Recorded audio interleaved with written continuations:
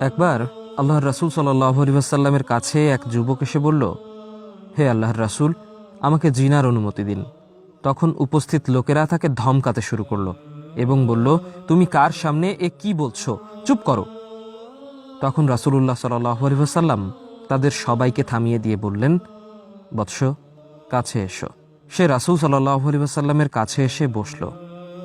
নবী সাল্লাল্লাহু আলাইহি ওয়াসাল্লাম তাকে বললেন, তুমি কি চাও তোমার মায়ের সাথে কেউ জিনা করুক? সে বলল, আল্লাহর রাসূল, আপনার প্রতি আমার জান কুরবান হোক, কখনোই আমি তা চাই না।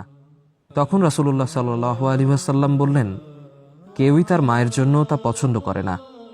নবী সাল্লাল্লাহু আলাইহি ওয়াসাল্লাম আবার জিজ্ঞাসা করলেন, তুমি কি চাও তোমার মেয়ের সাথে কেউ জিনা করুক? সে জবাবে বলল, আল্লাহর রাসূল, কখনোই আমি এমন কিছু পছন্দ করব না। তখন রাসূলুল্লাহ সাল্লাল্লাহু আলাইহি ওয়াসাল্লাম বললেন, কেউই তার মেয়ের জন্য তা পছন্দ করে না। নবী সাল্লাল্লাহু আলাইহি ওয়াসাল্লাম তাকে বললেন, তুমি কি চাও যে তোমার বোনের সাথে কেউ জিনা করুক? সে বলল, আমি কখনোই তা বরদাস্ত করব না। তখন রাসূলুল্লাহ সাল্লাল্লাহু আলাইহি ওয়াসাল্লাম বললেন, কেউই তার বোনের জন্য তা পছন্দ করে না। এভাবে রাসূল সাল্লাল্লাহু আলাইহি ওয়াসাল্লাম একে একে তার ফুপু, খালা সহ সম্মানিত সকল আত্মীয়ার কথা জিজ্ঞেস করলেন। সে প্রতিবারই জবাবে বলল যে সে তাদের কারোর জন্যেই এসব পছন্দ করবে না। তারপর রাসূলুল্লাহ সাল্লাল্লাহু আলাইহি ওয়াসাল্লাম তার পিঠে হাত রেখে বললেন, তুমিও তো যার সাথে জিনা করতে চাইছো সে তো কারো বোন, কারো মেয়ে, কারো মা। তাহলে তার কেমন লাগবে বলো? তখন ছেলেটি তার ভুল বুঝতে পারল এবং অনুতপ্ত হলো। তখন নবী করিম সাল্লাল্লাহু আলাইহি ওয়াসাল্লাম তার জন্য আল্লাহর কাছে দোয়া করে বললেন, হে আল্লাহ, তুমি তাকে মাফ করে দাও, তার অন্তর পবিত্র রাখো, তার লজ্জাস্থানের হেফাজত করো।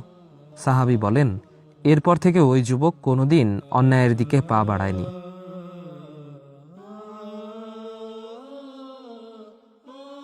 প্রিয় ভাইরা, আমাদের মনে যখন জিনা করার বাসনা জাগ্রত হয়, আমাদের নফস যখন আমাদের বারবার ধোঁকায় ফেলতে চায়, তখন যদি আমরা এভাবে চিন্তা করতাম, তাহলে আমরাও এই জিনার জাল থেকে নিজেকে রক্ষা করতে পারতাম, নিজেদেরকে রক্ষা করতে পারতাম জাহান্নামের আগুন থেকে।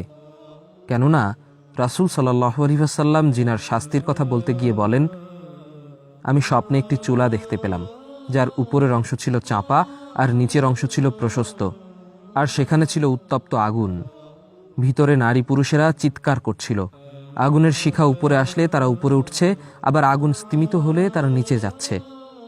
সর্বদা তাদের এই অবস্থা চলছিল। আমি জিবরাইল আলাইহিস সালামকে জিজ্ঞেস করলাম, এরা কারা? জিবরাইল আলাইহিস সালাম বলল, তারা হলো অবৈধ যৌনাচারকারী নারী ও পুরুষ। কতটা মারাত্মক এটা বুঝতে পারছি ভাই।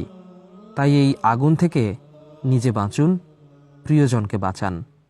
আমাদের ভিডিওগুলো ভালো লাগলে আমাদের ইসলামিক স্টোরি, ইসলামিক গল্প পেজ লাইক দিতে পারেন এবং আমাদের YouTube channel Islamic story subscribe করতে পারেন।